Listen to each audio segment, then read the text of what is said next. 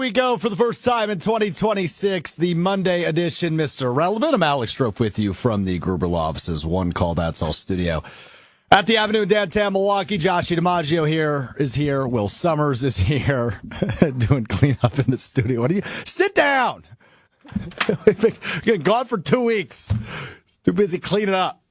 Will Sommers is here. Hunter Vaughn's back in the Everlight Solar studio running the show for us. Good to be back with you after a couple weeks off for all of us. Hope everybody had a great holiday season. Spent some time with some loved ones. Ate some good food. Drank some good beverages. Watched some good sports. And now back to reality on this Monday. I gotta be honest. I had a hard time getting up this morning. I imagine Joshy did too. I didn't really hear from Joshy at all during his 2 weeks off. So excited to see what kind of mood he's in today. I would hope refreshed and optimistic and happy, but I guess we'll see.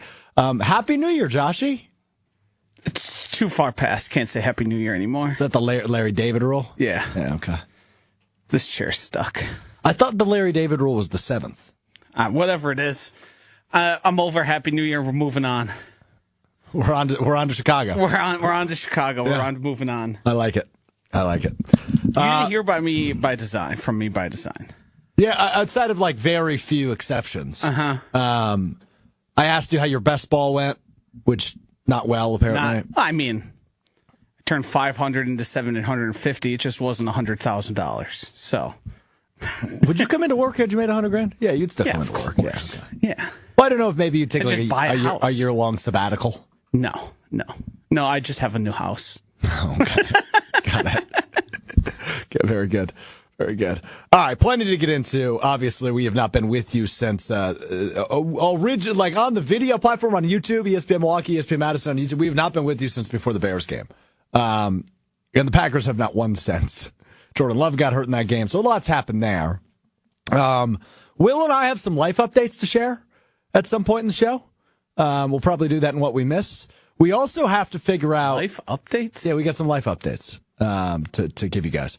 And then also at some point today, we will tell you who the loser of our NFL game picks is and who will be spending the weekend at Will's house this weekend. Or will be spending the weekend with Hunter, depending on who loses. I've got a bad feeling about my standings. Didn't go well this weekend? No. Well, we'll get to that at some point. But I want to start with the Green Bay Packers. Also, is this weekend the best? It sounded great initially, but with the Packers playing, likely everyone involved here having some sort of responsibilities on Saturday, it looks like it's turning into a morning with Will. It would be a very brief Saturday. I was going to say. What's he doing right now? We have Marquette pregame starting at, I believe, 12:30 on Saturday. Yeah, And does that mean you're working? Mm-hmm. Yes. Well, it sounds like this is getting shifted to divisional round weekend. Certainly might be. All right, we'll get to that later. Save it. I was just thinking about it that's not even really a bet at that point. No. It's like, hey, go hang over at Will's house. Let's go make breakfast. Yeah. The Packers playing Saturday night is what screwed this. Because that had been Sunday, it would have been good. Matthew, Joe, Ariel, Dr. Dan, Levi, good to see you in the chat. ESPN Milwaukee, ESPN Madison on YouTube. Thanks for being back with us in this new year. So the NFL regular season over and done with. The Packers finished the year 9-7-1. For the third straight year, they'll be the 7th seed in the NFC. And they lose their final 4 games. At one point, they were 9-3-1. They lose their final 4 games to make it 9-7-1. But a playoff spot solidified. They don't play anybody yesterday. We're not going to talk about the game yesterday. It was sloppy. It was gross. Matt LaFleur kicks a field goal to avoid the shutout with 1 second left. Don't really understand that move, but hey, neither here nor there. The Packers lose to Minnesota in Week 18. But again, it doesn't matter. What matters is what's coming up Saturday. What matters is Saturday for the Packers, going to Chicago and playing the 2-seeded Bears is the best case scenario for the Packers. It's the best case scenario. It is the shortest travel. It is the team you know the best. It is a team you've already played twice and should have beaten twice. It's a team you've played twice, and in 120 minutes of regulation, you have controlled 118 of those 120 minutes. So all in all, this is the best case scenario. And by the way, Jordan Love hasn't played in 2.5 weeks. He is as healthy as he's been all season. So put all that together, and this is primed for Green Bay to go to Chicago and, I guess in terms of seeding, get an upset win. But when you look at sports books, the Packers already favored less than 24 hours into us knowing that this is officially the matchup Saturday night in Wild Card Weekend. This is a awesome scenario. This is only the second time in the modern era these two teams will match up in the postseason. We know how that first one went. That was the 2010 NFC Championship game, which the Packers ultimately won and then won the Super Bowl. Second time in the modern era. It's in Chicago for the second time. I love that this is the matchup. Don't get me wrong. I said on the postgame show yesterday, I felt good about either of the Packers' opportunities this weekend. I think they can get a win wild card weekend, no matter who their opponent would have been, had it been Philadelphia or Chicago. I feel a little bit better about Chicago because their defense is not good, whereas Philadelphia's is. But I just think sitting your starters and almost treating yesterday like a palate cleanser, like, hey, anybody that's going to make a significant impact next weekend, you're not playing. So don't pay attention to the result. Heal up as much as you can. It's a new season. Everybody's 0-0. And let's put our focus on winning one game at a time in the postseason, even without Micah Parsons and Tucker Kraft and Devontae Wyatt. So the palate cleanser yesterday, on to the postseason. Best case scenario in my eyes, Joshy, it's Packers-Bears Saturday night, which I'm very excited about. I mean, I believe I described this matchup as the best case scenario for the Packers season. Because getting the revenge and being able to beat them, that team on the road, feeling as high and mighty as they did after the miraculous comeback against the Packers. I do feel like at this point we kind of know exactly how this game's going to go, which in a way does remove a little bit of the interest. It's going to be close. It's going to come down to a couple plays, and it's probably going to end in less than a 6-point victory for whatever side. I think the Packers are, aside from the Panthers, who don't deserve to be there, are the best suited to beat the Chicago Bears. Like, if I were to pick any opponent that I think they're capable of beating, and I'm the most confident, it's the Bears. And that's a good thing. I don't know how much it matters to the grand scheme of things, because I do still think the season overall will be a disappointment. But that's also considering the fact, like, I understand how much injuries have played into it and things haven't gone necessarily the Packers' way.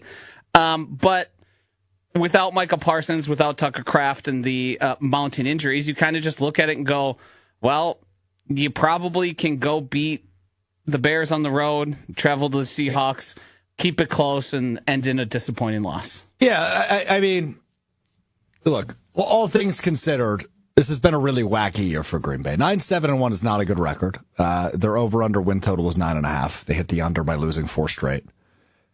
I'm tied up in, can they rattle off 2? Right, just get to the NFC Championship game, because obviously expectations change when you trade for Micah Parsons. The expectation was go win a Super Bowl. I still don't think that's attainable without Kraft and Parsons and even at their Devontae Wyatt and then the best run stopper. But can they win 2? I think they can beat Chicago. And again, I'm not looking too far ahead. I'm just looking overall now that we have a bracket and now that we know what it would look like. It would be Chicago. If they win there, they go to Seattle the following week. I don't know, man. Seattle's good, but it's as much as Sam Darnold can give them is as far as they're going to get. They have a good defense. They have good weapons. Charbonnet's for real. That guy's a dog. Obviously, JSN has had a terrific season. Sam Darnold, all things considered, has had a really good season. But is that a guy who can throw 3 interceptions in a big time playoff game? My answer is yes. You know, he'll throw the ball away. So I'm curious to see. I'm curious to see if they can get at least to the. I guess you bring up disappointment no matter what. If they get to an NFC Championship game, is that still a disappointment? Is ultimately why I'm trying to hash through that. I think that's fine, and most people will recognize it. I think even beating the Bears and losing to the Seahawks, a lot of people will probably be like, "Yeah, given the circumstances, that's fine." But I'm just talking in terms of its title town, you acquired Micah Parsons. Yeah. You have an ascendant quarterback and a head coach you believe to be good. That's underachieving still, even with the circumstances. Like, the season still is going to leave most likely a bitter taste in your mouth. Like, I don't think anyone here is here for moral victories. Based on the way people have talked about Matt LaFleur over the past day or all day today, it doesn't seem like people are that gung-ho about him or that certain about him remaining a member of the Green Bay Packers staff. I think it would be really short-sighted to move on from him. You could hit a home run on the other end, or you could end up much worse. Yeah. Yeah, I don't think there's any changes coming. No, I think Ed Policy made that pretty clear. Well, then again, that was PR speak, right? And you're referring to the monthly newsletter at Packers.com. Policy's perspective. I mean, he offered that unannounced. Yeah, that was the intro. Yeah, it wasn't even a question. But I mean, but again, it's hey, we made the playoffs, and I've pointed this out several times. You can be I think two things can be true, right? You can be frustrated about the fact the Packers are the 7th seed for the 3rd straight year, when that wasn't even a playoff seed a couple of years ago. But you should also acknowledge it's really hard to win in this league. It's really hard to make the playoffs in this league as consistently as Matt LaFleur has, 6 of his 7 years. But the 7th seed 3 years in a row, of course, is I've seen people try and make that argument. You know how many teams have made the playoffs the 3 past years? I would imagine that number's low. I'm going to try to calculate it off the top of my head. I would guess it's probably 2 or 3. It's like 5 or 6. It's that many? But it's still less than half. Like there aren't many teams doing what the Packers are doing, even if it's at the 7th seed. Because the Niners missed last year, right? I believe so, yes. So Packers Eagles were going to be the only two in the NFC that came to my mind. And then AFC, the Chiefs didn't make it, so the Bills would be in there. Yep. That might be the end of the list. Yeah. Broncos. Texans, maybe? Texans were they have been in playoffs the past 3 years. Broncos, no, they didn't make it 2 years ago. They were really bad 2 years ago. Yeah. So yeah, it's probably those 5. Or Yeah. 4, or whatever we got to. Yeah. So. It's hard to maintain that level year after year and to make sure you get into the playoffs. I mean, the NFC North, every single team has a winning record. Which is bizarre. I think that's only the 3rd time ever. That a division has had all 4 teams with a winning record and above a team that made the playoffs. So yes. A better record than a team that made the playoffs, which, to your point, is why Carolina shouldn't be there. Yeah, we got to do something about that. The win and you're in thing, it should have been what it was on Saturday. And I understand there's tiebreakers and that's how it works, but Tampa Bay beating Carolina should have just gotten them in. That irritated me, but neither here nor there. Hunter, go ahead. Josh, the whole like Packers getting the 7th seed the last 3 years is part of that. I've seen that argument combined with because they expanded the playoffs, that's the only reason the Packers have even gotten in the last 3 years. So they're just lucky that the NFL was greedy and wanted more money. Which I also think is a very weak argument, but I think it's a part of this for the frustration. I think being a football fan, the football fans we all are, we can acknowledge adding the 7th seed was a good move, not just for the monetary aspect, right? Because the 3rd wild card team, what have you, typically has a better record than the 4th seed, right? So, and that's the case in both divisions or both conferences this year. The 7th seed in the AFC and the 7th seed in the NFC have a better record than the 4th seed. And you have to it removes all context from sort of what goes into an NFL season and how the Packers have winning records in all 3 of those years. They have if you probably were to total them all together, the teams over the past 3 years, the Packers would be a top 10 team, which you would say is probably a team you expect to be in the playoffs every time. Right. And there are weird quirks, and you can have a winning record and not make it, but it's pretty obvious the teams that deserve to be there. The Packers last year lost to the Super Bowl champion, and the year before that went in and smoked Dallas. They belong, and they've belonged every single year, and it's been very obvious every single year. It's not like they're some whim, some luck. I would say they earned a playoff spot more than the Carolina Panthers did. Despite losing to them. Yeah, Yes. I totally agree.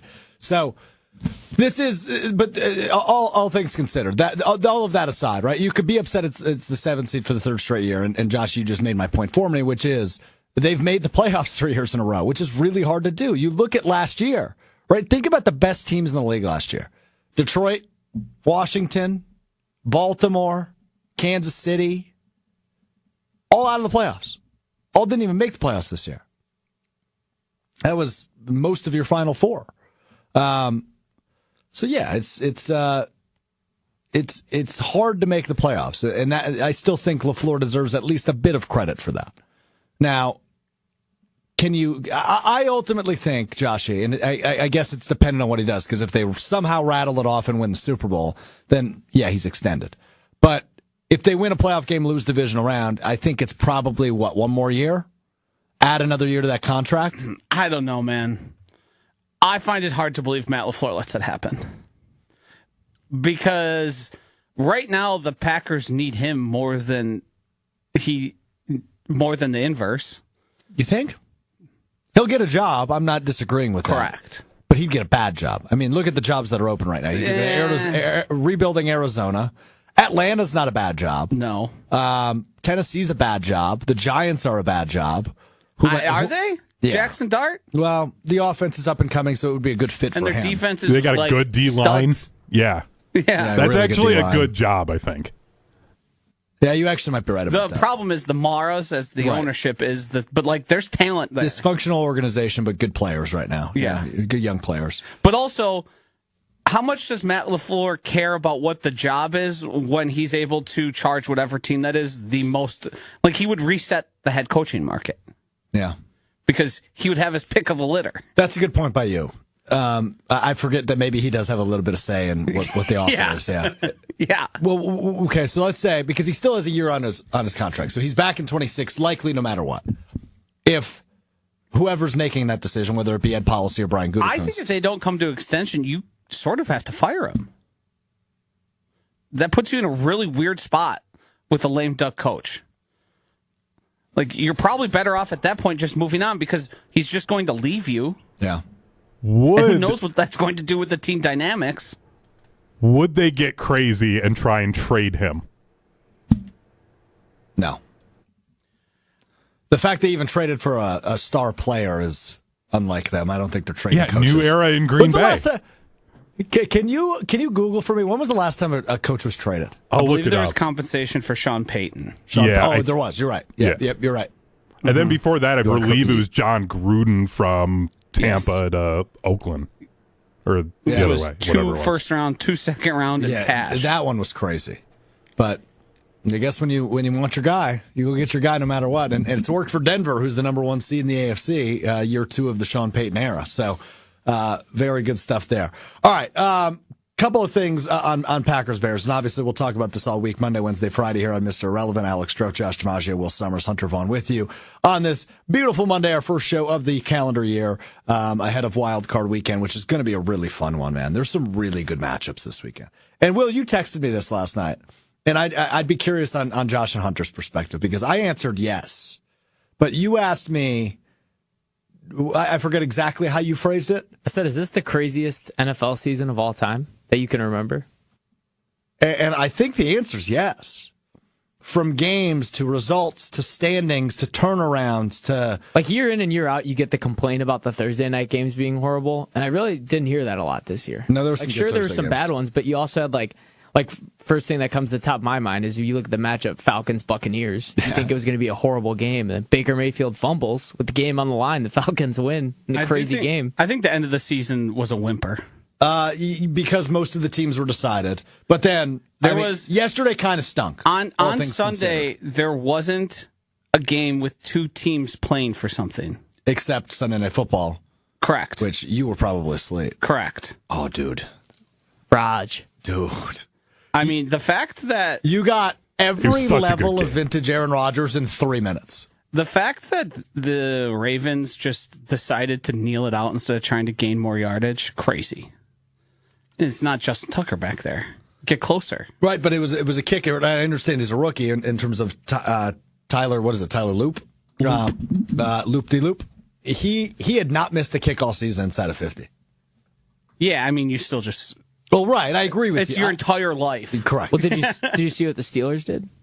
They had a priest bless the side of the field that he missed. Yeah, the field goal. I did see that. The holy I also water. saw them doing the launch thing, which you're not allowed to do. Yeah. Lamar Jackson was tweeting about I that. did see that. But Aaron Rodgers last night, I mean, it was vintage Rodgers in every level, right? In terms of vintage play, scored the touchdown on a route he drew up to Calvin Austin in the huddle. And then, after they take the lead with less than 2 minutes to go, just over a minute to go, Rodgers sees his special teams attempt to screw him, which we've seen many times on Green Bay. Chris Boswell misses the extra point, which only gives Pittsburgh a 2-point lead then. And then, as Josh, you just pointed out, as Baltimore did all night, they just drove right down the field and got themselves in prime field goal position. So, another example of Rodgers' defense attempting to lose him the game after he just won it with 70 seconds to go. And then luckily Tyler Luke missed the kick. You also saw Rodgers complaining and burning 2 timeouts while yelling at Arthur Smith, his offensive Changed his coordinator. helmet like 3 times. Yeah, dude, that was a roller coaster. I found myself yelling at the TV like he was still playing for the Packers. That was awesome. The fact he's debating coming back for this another year. Dude, hang it out. I think he should. But there's moments where he looks really old. Yes. But there are moments where he looks... That's going to be him until he can stand on 2 legs. Right. He had a scramble last night where I was like, wow, that didn't really look that bad at all. Kind of looked like the old Rod. But then a guy gets within 3 feet of him and he collapses to the ground because he wasn't ready to take off. I will say, watching him get hit is... Yes. I hold my breath every time. Yeah, rightfully so. Yeah. And for that team, I mean, they're so bad. No, they're not good. Did you see the Tomlin celebration after, too? The where he did the pound kiss? the chest and then the kiss, yeah. That was that was him saying, hey, MFers, I just saved my job. Yeah. I just saved my job. You can stop the commentary of me out of Pittsburgh now. That is just, they are the definition of purgatory. Oh, yeah. Never any good, but just good enough to be in the playoffs. Yeah, I wouldn't say never any good. Never any good. They're never better than good. No, they're never any good. They're constantly mid. Like, Yeah. that's just, and you can't win in the NFL if you do that. You have to have a down year in order to actually get good again. Eagles-Niners is the sexiest game on the schedule, right? Easily. And that's the Sunday afternoon game. That game could turn into like a sloppy, low scoring, which I don't think anyone wants. High-powered offense against really good defense. Yes. And then a bad offense against a good I defense. didn't love their choice for the Sunday night game. I thought that would be Packers-Bears. I figured that would be the Sunday night game. Sunday night game is Patriots-Chargers, which could be okay, I guess. Nah, they're going to get smashed. I think so, too. Patriots are for real. But again, to Will's question on this being the craziest NFL season and this season having just the utmost parity we've seen in so long, right? I mean, like, look at the teams that turned it around this year. Patriots go from worst to first. Bears go from worst to first. Those are both the 2 seeds in the AFC and NFC, respectively. The Jaguars are the 3 seed and look like a real contender. The NFC West is just absolutely stacked with the Seahawks, the Rams, the Niners. What did the Texans start the season at, too? They were, 0-4 or something like that? I don't know if they were 0-4, but they were bad. They were bad. Really Haven't they won like 9 straight games? Yeah, something like that. They're incredible. And Seahawks have won like 7 or 8 in a row. I don't know who the best team is, right? I think we all kind of thought it was the Rams, but then they lose to the Falcons last Monday night. I don't know who the best team is. I don't know who's going to win the Super Bowl. But that's fun. The Bills don't have an excuse this year, which is fun. But they're 6th seed, right? Like, that's not an easy path. That means they got to win likely 3 road games. I mean, the Chargers aren't going to make it to the NFC Championship. Yeah, they're going to have to win 3 road games. So, but the Bills, there's no Mahomes, there's no Burrow, there's no Lamar. In terms of Josh Allen's legacy, it should be all about the Bills in the AFC, but they're the 6th seed. Weird things happen when you go on the road. I have no idea what to make of this playoff bracket. Can we stop doing the Monday Night Football game, though, of Wild Card, and just do 3 games Saturday, 3 games Sunday? Yeah. I hate giving a team one less day. One more day or one less day? You mean the following week? Yeah, the following week, then the winner. Like, you lose, I don't care. Yeah, whatever. But, no, I hate giving a team then going into the divisional round one less day. I'll tell you what, dude. Thank goodness the Packers rested their starters. Because they get, speaking of one less day, go from Sunday to Saturday. The Bears played all their guys. Now you can still get 6 days. That's effectively a full week. So it's not like you can really use that as an excuse. It's not like they're playing Thursday. But I don't love that. I don't love that the Packers got the rest of their. I mean, if I'm a Bears fan, I'm saying I don't love that the Packers got to rest their guys, but the Bears didn't, and you only get 6 days rather than the full 7. But they're football players; they play football. Yeah, true. They're paid millions of dollars. I probably shouldn't complain on their behalf, huh, Joshy? No, I was referencing. We have the video. I did want to talk about this at some point because Ben Johnson can't get out of his own way, man. We've talked a ton about his introductory press conference saying how he loves to beat Matt LaFleur twice a year. Went 1-1 in the regular season this year against Matt LaFleur. Really should have gone 0-2 against him. But he'll have the opportunity, I guess, to beat him twice in the same football season. Then after they were lost to the Detroit Lions in a game where the Bears defense just looked atrocious, Ben Johnson goes to the podium and they say, hey, you're going to be playing Green Bay. Why did you play your starters today after seeing Philadelphia didn't when you were both competing for the 2 seed? Here's what the Bears' first-year head coach had to say following their loss to the Lions yesterday. We're quickly turning the page here. Everyone's disappointed. I appreciate, like I said, their effort. Some teams, they rest their starters. We don't.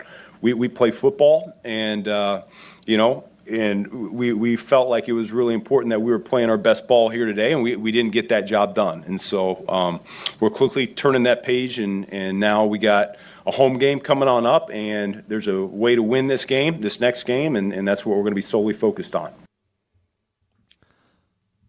We play football. Oh, okay, Ben. And I love how he goes, well, we really wanted to play our best ball going into the playoffs. And then they got embarrassed by a team that's not in the playoffs on their home field. His tough guy thing is so much less convincing than Dan Campbell. Oh, dude, to me. Totally. And I'm not even saying anything about him like as a head coach. I think he's done a good job. I think the changes are evident in the Bears team. But I feel like he's actively trying to sell it to everyone else as he's like, he recognizes this isn't really his gig or his thing, but he's trying to come off that way. Mm-hmm. And it, to me, it's not convincing. It's not even close to the Dan Campbell thing, which, by the way, teacher versus student. The teacher went 2-0 this year. Lions sweep the Bears in the regular season. And a little bit of mixed reaction coming in. Matthew says, what a tool of a coach. Josh says, that's spoken like a first-year head coach. Dr. Denver Dan says, I personally didn't see that as a shot at the Packers. He said, we tried and lost. SHIT happens. Sure. I mean, I hear you on that. It was for sure a conversation. It might not have been only at the Packers. No, I don't think it was. I think it was at the Eagles, too. Yes. Right. And all the teams. I mean, who else did? The Bills, a bunch Broncos. of teams. But I think specifically the Packers, who was their opponent next week, and then the Eagles, who that was the team they were competing for the 2 seed with. Now, ultimately, both of them lost. Washington tanked their draft stock by, I think, 2 or 3 picks by beating the Eagles yesterday, moving from 4-12 to 5-12 rather than 4-13. I think the Washington went from pick 5 to pick 7 or pick 8. Yeah, they have 7 now. Thank you, Washington. I would much rather go to Chicago than Philadelphia, though I think both of those games were winnable for Green Bay in Wild Card Weekend. But that's where we're at. So that's what Ben Johnson has to say about that. Here is what Matt LaFleur said about resting starters. He said he kind of backed up his decision after the game, but then makes one comment that kind of stuck out to me, and I want you to listen to it and see if you hear the same thing. Here's Matt LaFleur after the Packers lost to the Vikings on resting his starters in the regular season finale. I think we did the right thing today in regards to trying to, and we'll see. Time will tell.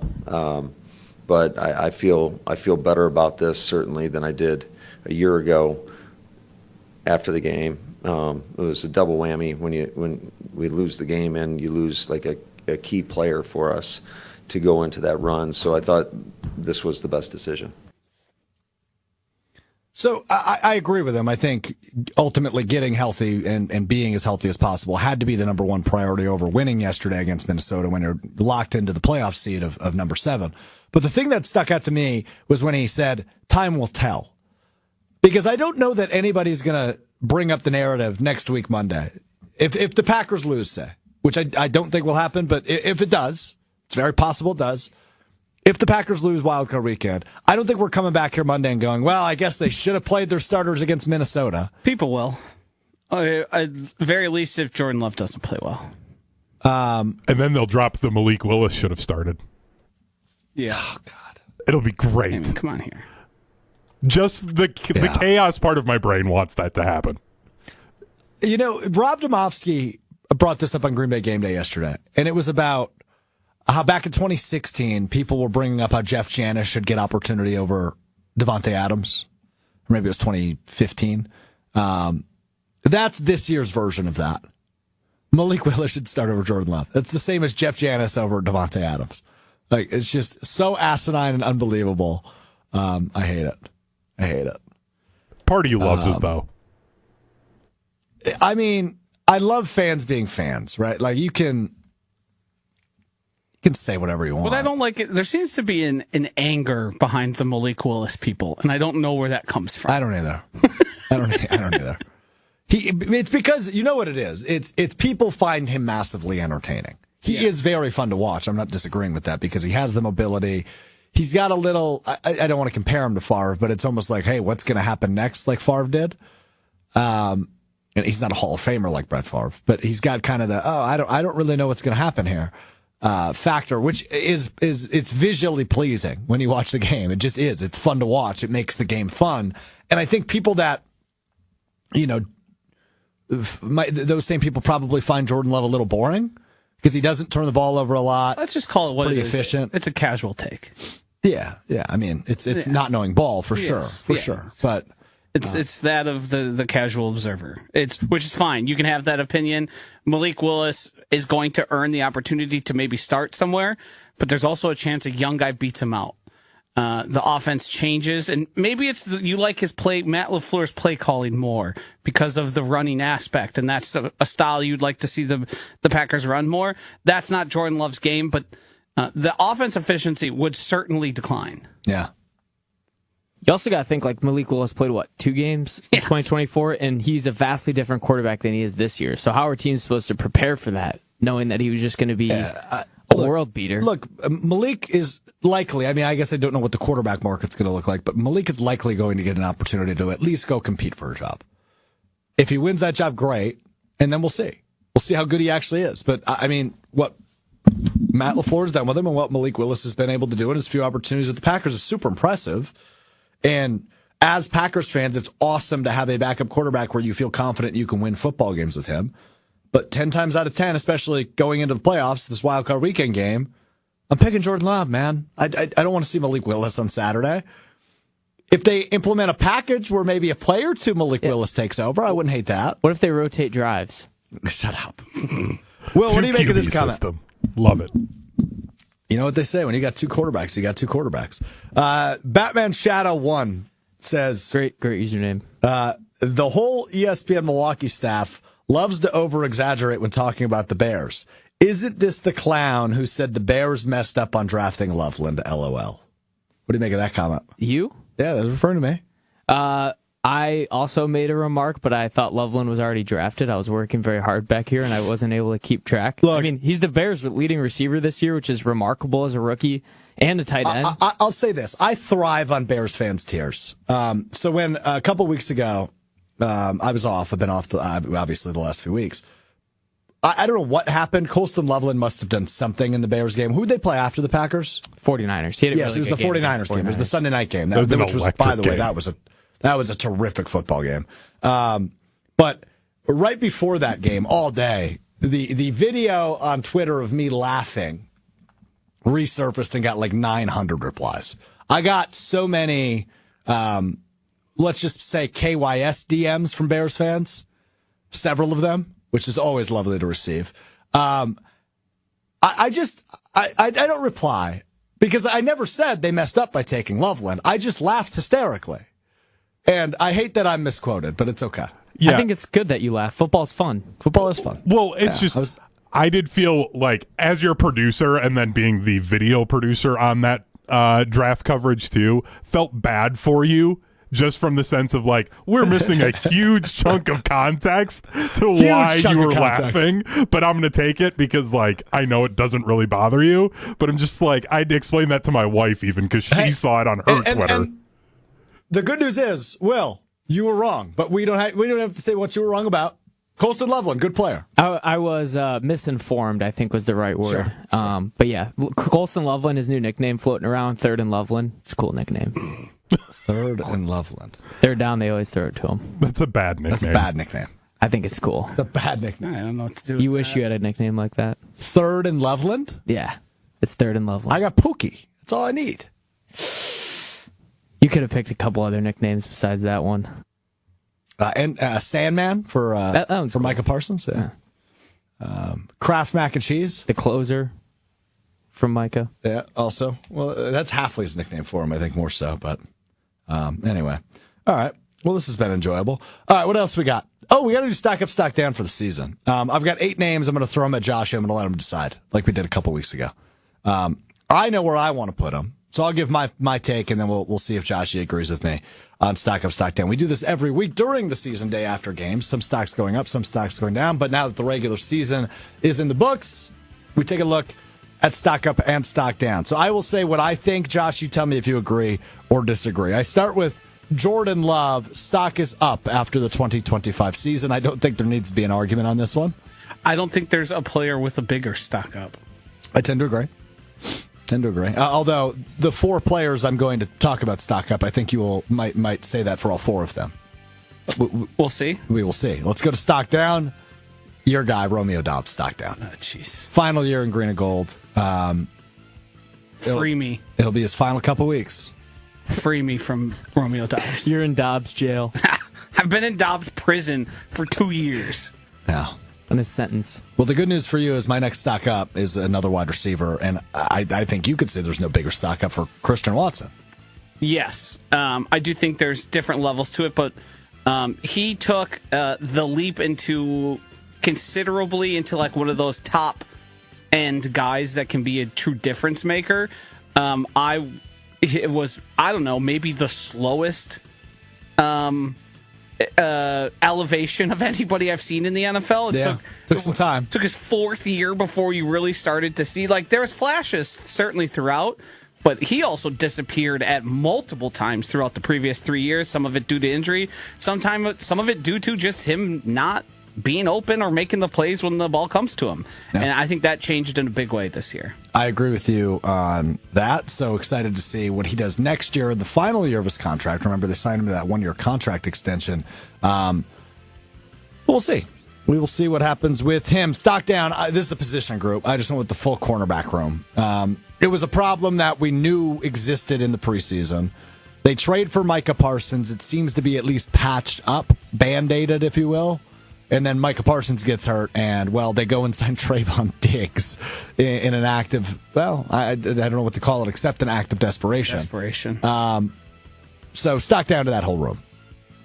Yeah, I mean, Carrington Valentine not being able to tackle became such a big issue. I don't know why both him and Keyshawn Nixon decide to lead with their shoulder and not, like, tackle as we all know how to, and everyone got taught the moment they learned how to play tackle football. I think in coverage, Valentine's been more than fine. It's just once the ball is caught, what happens after that, and it's oftentimes a disaster. Keyshawn Nixon, to me, is what he is. I think both those guys were fine until Micah Parsons left the field. And that was the big difference maker. I think that affected them and played what's really exposed to them. Mm-hmm. Up until that point, I do think the talk about them was largely exaggerated. Keyshawn Nixon's penalty issues is definitely something. I was shocked to see 9 get a taunting penalty and not Keyshawn. That was sweet, incredible. Yeah. That was sweet. I was a big fan of that. The little bit Keyshawn Nixon played. He what's the term kids use now? Rage bait. Yes. I mean, that's what happened there, right? He gave almost a late hit, but not quite a late hit. And then that dork, J.J. McCarthy. JJ kind of ran him over.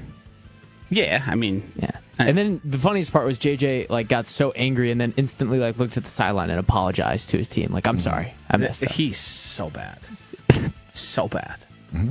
Did you hear Kevin O'Connell on him today? No. Whew. Non-committal. Let's just put that way. Oh, they're going to bring somebody in. Yeah, because if they don't, O'Connell might lose his job because of this kid. It's going to be a mutiny. Yeah. He's awful. Think there's a chance it's Malik Willis? Sure. We brought somebody up in the office. It might finally go. Yeah, Aaron Rodgers. Yeah. I don't know though, because he felt so. He's made in classic Aaron Rodgers fashion, underhanded comments about teams deciding to go with certain guys over him. I don't know if, because Grudge guy. none of the leadership's going to change. So those people that made the decision to not go with him are still going to be there, and I don't know if he's going to be able to swallow his pride that much. No, that's fair. Because I don't think he has the animosity that Favre did towards the Packers.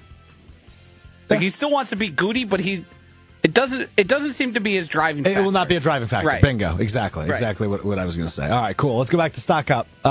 Injured guy. The arrow's still pointing up for Tucker Kraft. I mean, what a jump he made in the first half of the season. He was looking like, the second best tight end in football behind Trey McBride? He was awesome for this team, both in blocking, but of course in receiving. Had 2 really big games, one against Washington and the other against Pittsburgh, where you go, oh my goodness, he has the opportunity to be the best tight end in the NFL if he can do this consistently. So Tucker Kraft, that arrow is certainly still pointing up, even as we await for his return, hopefully early next season following the ACL tear against Carolina. Yeah, I mean, he's the next George Kittle. George Kittle seems to be taking a step back just in terms of the injuries that are happening and slowing down a bit. When it comes to like pure playing of the tight end position and not, the more wide receiver-ish like the Trey McBrides, I don't think there's a better combination of yards after the catch and ability to be useful in the run game in the NFL right now than Tucker Kraft. Stock down still, and it has been every year. Rich Bisaccia. That would be the change they need to make this offseason, but they're not going to. Yeah, it feels like some change has to happen. I don't know how. I mean, but then again, I think it goes back to how this plays out. If they make the NFC Championship game, does a change need to happen? Probably not. They probably run it back. Let's see. We will see. Last stock up, even better than advertised, Micah Parsons. Yeah. And obviously we could do a bunch more of these because I think you can make a case for another edge rusher in Kingsley Enagbare, whose stock is probably up. I would always make a case for Evan Williams defensively, who I thought had an awesome year.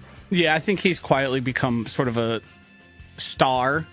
It's just not in the most obvious way. Yeah. Who else did I not throw in here that I just want to quickly rapid fire at you? Matt LaFleur? We're going to get to him in a moment. I'm thinking offensive lineman right now. Sean Ryan probably stuck up. Yeah. Marginally. I mean, he played pretty well. I think Anthony Belton certainly stuck up, became like a starter and good point. An option there. Can't really say much about Jacobs or the pass catchers that other than what we are. Yeah, pretty neutral for a lot of those guys is where I landed. Yeah. Dontavian Wicks had 1 game. It's kind of hard to make a really, really strong argument for either way for a lot of those guys. All right. I put this in stock down, but I don't feel this way. I think you feel this way. And it's Matt LaFleur. I'm stock neutral with him. I think I don't feel any better, nor do I feel any worse. I think there were times at this season where he had probably done his worst job as a play caller and a head coach. But I also do think once we saw him transition to trusting Jordan Love more and opening up the offense, we saw them become one of the most efficient offenses in all the NFL that were able to score points and get those big chunk plays that we sort of were saying, hey, it looks like this guy can do it. I don't know why we're focusing so hard on the run game. And it seems like there was a transition there. I do still think he has a ways to go in terms of like keeping his cool on the sideline, not letting his emotions get the best of him, that sort of stuff. It's certainly better than it was last year. I mean, he looked like he was going to cry like 6 different times last year. And that didn't seem to be the same. So I think all the context considered of his QB missing games, Tucker Kraft no longer being there and sort of making the offense still function as well as it did. Like, Matt LaFleur has to have some credit for Malik Willis. Yeah. You have to factor that in. A guy who people were saying like doesn't know football. And then he became an NFL quarterback and a pretty damn good one when asked to, on short notice, perform while injured. So that all has to factor in. I have one more stock down for you. Yeah, it's Rashawn Gary. That's not where I was going to go, actually. I mean, the guy hasn't made a play in 9 weeks. Yeah, that's a fair point. He won't be on the team next year. I mean, you see like 300 plus. I have a stock down that's actually just going to piss Josh off. Uh-oh. It's Matthew Golden. Yeah, I think you have to at some point consider that factor. He played every snap yesterday. Yeah. Now, they didn't throw the ball a whole lot. I mean, Clayton Tune, good Lord. Well, the offensive line guy give takes him a lot of help. But it does, his release is It bad. takes an hour. Throw it. Get it out of there. What are you doing, brother? I mean, goodness. Yeah, I mean, the signs aren't good on what we've seen from Matthew Golden. I do think, and I heard Tausch sort of hint at this, I do think there might have been a not receiving his role or his lack of a role really well that probably factored into what we saw then play out through the course of the rest of the season. Because I do think every time Matthew Golden was given opportunities and was thrown the ball and allowed on the field, it looked different than everyone else on the field, aside from maybe Christian Watson. Aside from Watson, yes. Yeah. So that to me still gives me hope and a chance. I do think it looks a lot different if we stop pretending Romeo Doubs is anything other than just a guy and you give those opportunities to Matthew Golden. Gabe brought it up as well about how rookies and first-round picks get all this opportunity with the Green Bay Packers except for Matthew Golden, which makes me think there's more to the story than we know at this point. Yeah. And sure, you don't want your new rookie to come in and be saying, hey, I deserve the ball more or deserve to be on the field more. But when you're looking across at Romeo Doubs, who can't get open against anyone, you're kind of like, well, maybe he has a point. Yeah. But you have to be professional. So on one side, he's right. On the other side, you can't be the young guy coming in and doing that. Well said. I just saw you tweeting a lot about him yesterday, so I wanted to... Yeah, I mean, the fact that they didn't just say, like, hey, let's just make the game plan around Matthew Golden. Yeah. Run your stupid end arounds. Right. Do whatever. I don't care. Right. Just get him involved. And his college quarterback, at least for a few years, was playing quarterback yesterday, so I thought the chemistry might exist there, but that's neither here nor there. All right, one final time this regular season, Will Sommers does his best Chris Berman impression and walks us through. I guess I don't know. We haven't been here for a few weeks. I don't know how long this is. I don't know what he's talking about. We're all going to find out together. It's time now for Will Sommers' Weekend in Review.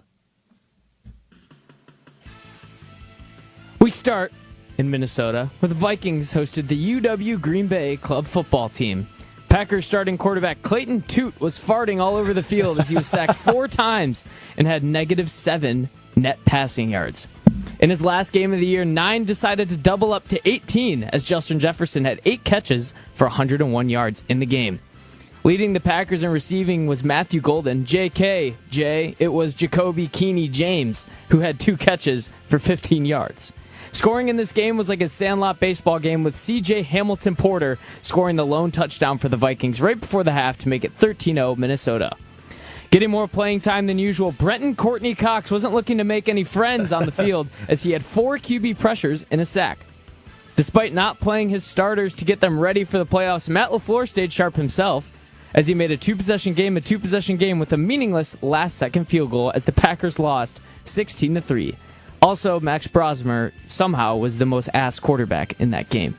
Let's head to Chicago now, where the Bears hosted the Lions yesterday. Even though the Lions were eliminated from getting a ring, Dan Campbell still decided to go to Jared as Goff went for 331 yards and a touchdown. Amon-Ra St. Croix was getting ready for his vacation to the Virgin Islands, but decided to go out with a bang, totaling 139 receiving yards. Down 16-0 in the fourth, the Bears weren't ready to hibernate, though, as Caleb Williams found Jade Walker for a 25-yard touchdown. Looking to tie it up, Caleb Williams looked like Woody Guthrie as he sang, "This land is your land, this land is love land," and found Colston for a touchdown to tie the game. While the Bears' defense didn't have the tackle, the Lions had the bait as Jake kicked a field goal as time expired to give the Lions a 19-16 victory over the Bears. Dear Will's Week in Review, I'm Will Sommers. Couple good ones in there. Brenton Courtney Cox wasn't making any friends was my favorite. You didn't like Clayton Tute? That was my favorite one. I mean, that was right I thought of that one. Little sophomore. Right off the Yeah, very on on brand for you to have a fart joke. Yeah, I should do more of those. Yeah. One fart joke a week at minimum. I don't know if we need to set rules around that. And we're setting New Year's resolutions. That might be mine. Gotta let it work when it works, you know. All right, speaking of New Year's resolutions, the NFL regular season has come and gone. Now, for those of you that have been with us all 18 weeks of the season, we have picked at 2 games per week. We have picked the Packers game, who's going to win that game straight up, and then picking an underdog to win the game.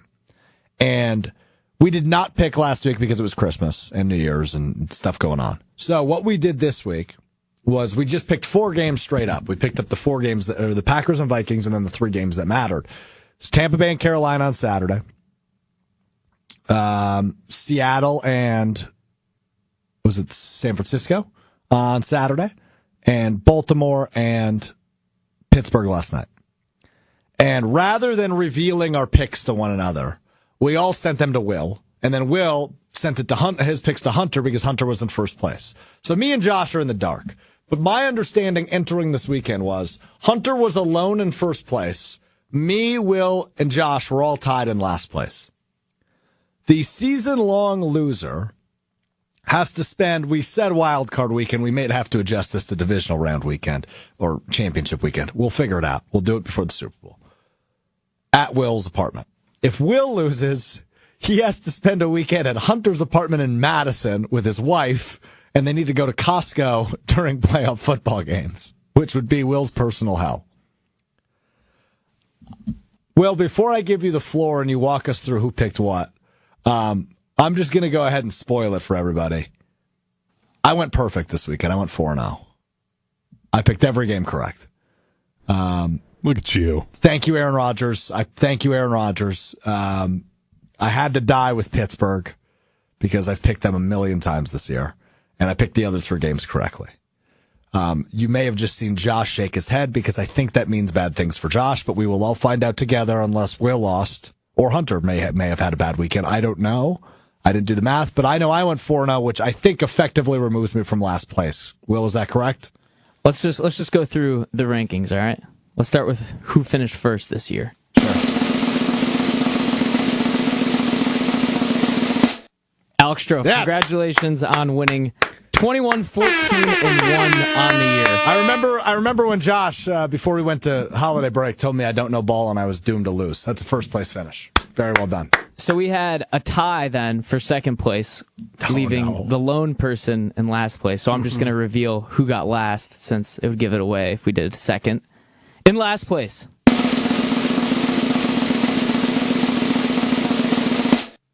Josh DiMaggio. Yes! That's the longest God. drum roll. It was so long. Good work, Josh.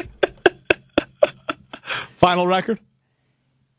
Me and Hunter finished at 20-15-1. Josh 18-17-1. It was all reliant, actually, on Tyler Loop missing that field goal. If he had made it, it would have been a 3-way tie for last place. Oh, no. And my idea was we picked the winner of the FCS championship tonight to decide, but we never got there, We unfortunately. didn't get there. Joshy, It's unfortunate. Josh, we're gonna have a time, dude. I got plans. Dude. have you talked to your significant other about this at No. all? So you just all season had no intentions on losing. I still don't have any intention on doing a full day at Will's, so. Well, that's not how this works. Yeah, we have been talking about this for 18 weeks. The problem is this would be way more entertaining if it was you or...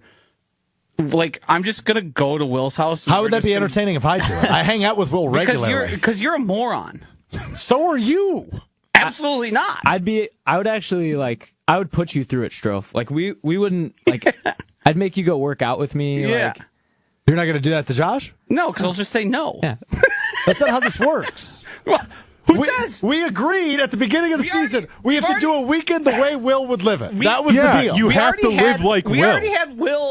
We already had Will barely wear a cheese head, so the precedent has been set here. By Will. Yeah. Not by you, not by me. You didn't repunish. You told me I had until the Super Bowl to do my Napoleon Dynamite dance. I said you didn't repunish him. So I can half-ass it just like he half-assed it. To be fair, the cheese head gave me a headache, which is arguably worse than having to wear the cheese head. Dr. Denver Dan pointing at something that has me really questioning the loyalty to this program. No one on the show follows up on their bets. Yeah? That's Josh already saying, yeah, I'm not going to do it, is the worst payoff Josh, to a 3.5 month bet. We you could also possibly have It's been hold on, Hunter. 3.5 months. We've talked about this since shortly after Labor Day. 36 games. It's 2026. It's 2026. And Josh knew the punishment. He knew it was to come, and he's already saying, "Nah, I'm good." Yeah, I'm all right. There's another aspect to this as well, because it's basically a content team policy across this company that if you agree to something on the air, you have to follow through on it. Unless it like breaks some company rules, which this doesn't.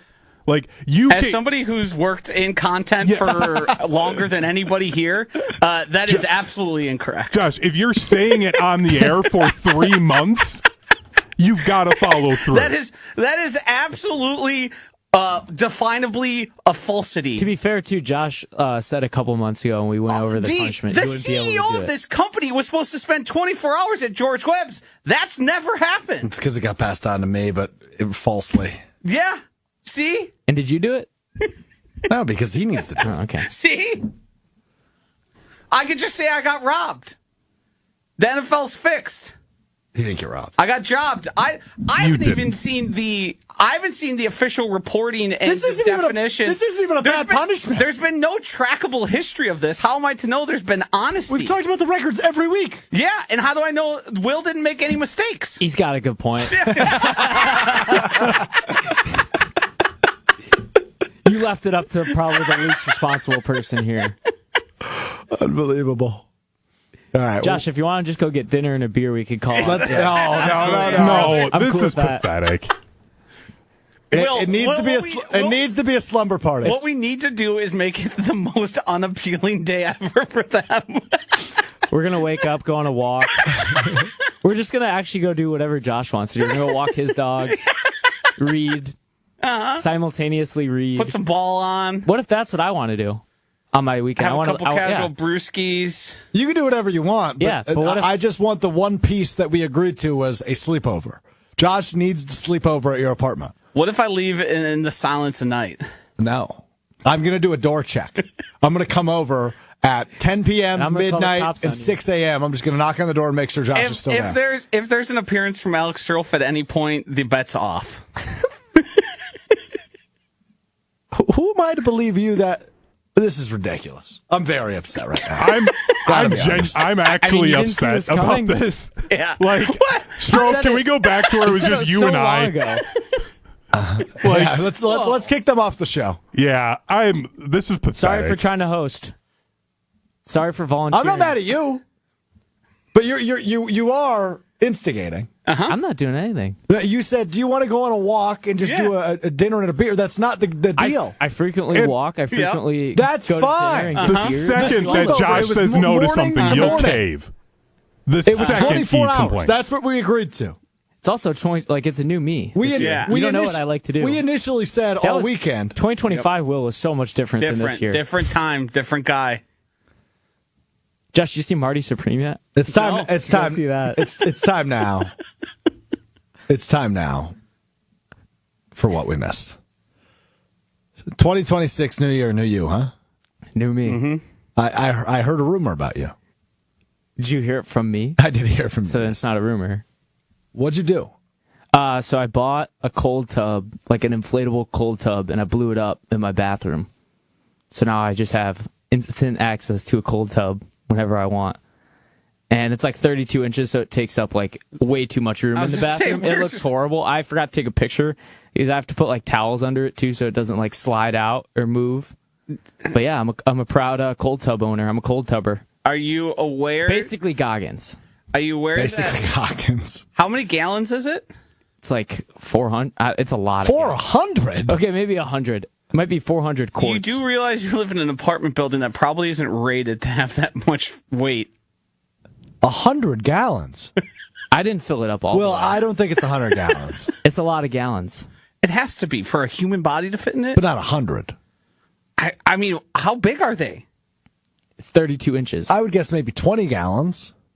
Yeah, maybe that. I don't know. Huh?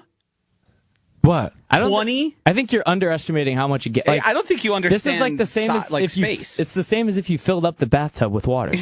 Yeah, that's not 100 gallons. I Is don't know it? how much it is. I'd have to No. go look at I'm that. going I'm to start thinking of looking ice up cream cold pails. subs. I'm thinking of ice cream pails, right? So like I can't fit 100 of those in my. Why my wouldn't tub. you think Here, a I gallon of Googled a few milk of them. or the gallons of water? You go to ice 186, cream? 86, 118, 115, Yeah. 212. These are all different sizes of inflatable. But he lives in a small apartment. Well, it's not a small apartment by any means. Yeah, what are you but trying to say? But your bathroom is live not lavishly. large. I mean, I'm the only one that uses it. I can do whatever I want with it. This is bad. Will, can't you Google where you bought this and tell us how much? I bought it off Facebook Marketplace, so. Oh, good lord! So somebody else has been naked. What's in it that called? thing. Do you know the name No, of it's it? unused. Yeah, hold on. I can look it up. I think it was over 100, though, for sure. New year, new will. It almost certainly is. 20 gallons is. It's way more than But think 20. about it. Somebody just pointed it out. 150 Water displacement, 150 gallons. dude. You realize that's... But how many gallons are you of that then? What? Because water displacement, if That's you weigh not how that 100 and works. however many pounds, if I you put think- 150 gallons in there, sure- it's all gonna spill out. No, I didn't fill it up all the way. I said that. I filled it up like 3/4 halfway. Because when you get in, it's like... I go crisscross applesauce. It's not like a huge... Like, How long do you sit in there? I did 4 minutes this morning. How cold does it get? It's pretty cold. I fill up like Tupperware containers and put them in the freezer, and I put it in there. And this morning it didn't even dissolve at all or melt. So it's pretty cold. How bad's the shrivel? Horrible. How do you get? Where is it in your bathroom? Because I've been in many apartments. It's just right in the middle I of was the going to floor. say something that large Yeah. would be a huge. Joshy, don't worry. You're gonna be able to find it for yourself. We'll see. Maybe I don't even actually go to that bathroom. Yeah, there's 2 bathrooms. There's 2 bathrooms. Yeah. Yeah, it's like right in the way of everything. As the nice guy I am, I helped him move in. I know what it looks like. Yeah, thank you. Yeah. Is it the standard, like every bathroom in an apartment Yes. you've been in, where it's thin and has a- longer? Yeah. Yep. And there's Has a almost sink. no way you could avoid a 32-inch. Oh, you can't. You're not avoiding that. I'm shocked it even fit How in there. easy is it to get like past the counter space? How large is this in comparison to your love sack? Not even close to as big. The love sack was massive. Okay. Because I know you stuffed that in your closet and it took up the entire closet. Yeah, no, it's like... I mean, it takes up like a good amount of room, but it is like a bigger bathroom. It's not very narrow, like Josh said. It's like a square. All right. We're late, but I also want to give my life update. New year, new me. I'm a reader now. I read now. I'm starting to read books for the first time in a long time. I wanted to be more like Josh in 2026. So I made a Goodreads account. You can add me. Just look up Alex Strouf if you're on Goodreads. Describe, don't tell me the title. Okay. What genre of book have you decided you're a reader of? I don't do fiction, so I do nonfiction. Oh, you're that guy. Well, Ugh, I haven't dove the into worst. fiction yet. Are you a fiction guy? Yes. Okay. I'm currently Almost reading. exclusively, like 90-10. Really? Yes. I'm currently reading a nonfiction book. Okay, well, that leaves a lot of things open. That could be anything. Okay. Do you have any follow up questions, or is that the end of the No, conversation? I'm less interested now. Josh, are you anti like Audible and audiobooks? Because I think I've discovered that. Anti. No, I was just curious because I started listening to a few books on over the like break here, and I'm like, oh, this might be Why the would it route be- for me. 'Cause I'm not I like, don't wrong like with when that? people call it reading. It's not reading. no. It's more podcasting, but if- it's still informative, and you're still going through the story. Yeah. Yes, and there's some books, even fiction books, do a really good job of like bringing you into the scene, and sometimes the author reads it themselves. I mean, and, I'm reading a book. I'm reading a book about the early days of the National Football League. oh, It's jeez. called The League. It's about the 5 most transformative owners in the 1930s. See, what's going to happen is this is going to die out for you because you're not reading interesting books. No, it is super interesting. I read 190 pages the first day. 190. going too hard, too 450-page book. fast. Got to pace yourself, Strouf. You're gonna get burnt out. No, here's the thing, man. Like I'm looking forward to going home and reading tonight. It's crazy. I think what Dude, you the need to FCS do. championship game is on tonight. What are you doing? I think what you need to do is you need to find the books written by like Eric Larson, The Devil in the White City, that are true stories, Ooh. but written almost as if they are like fiction. Yeah, I'd be game for that. There's a bunch of things I could, and that will sort of open your eyes and ears to not just reading nonfiction, because nonfiction, a lot of times you'll think something's interesting, and then you're halfway through it, and you're like, God, this is inane and informational and not like No, but interesting. that's stuff that scratches my brain. I like that stuff. You You know how I always talk about Wikipedia? trust me, I have very much the same approach to stuff. The expert. It gets very boring. All right, we're really late. All right, we got to go. We'll be back with you Wednesday beginning at 12:30 Central, ESPN Milwaukee, ESPN Madison on YouTube. You can also find us wherever our podcasts are available, Apple Podcasts, Spotify, and, of course, the all-new customizable ESPN Wisconsin app. If you haven't downloaded that already, you can move Mr. Irrelevant right to the top of your page. I did it. It's lovely. You can get our show right when you open the app. It's awesome. All right, we'll talk to you on Wednesday beginning at 12:30. Peace.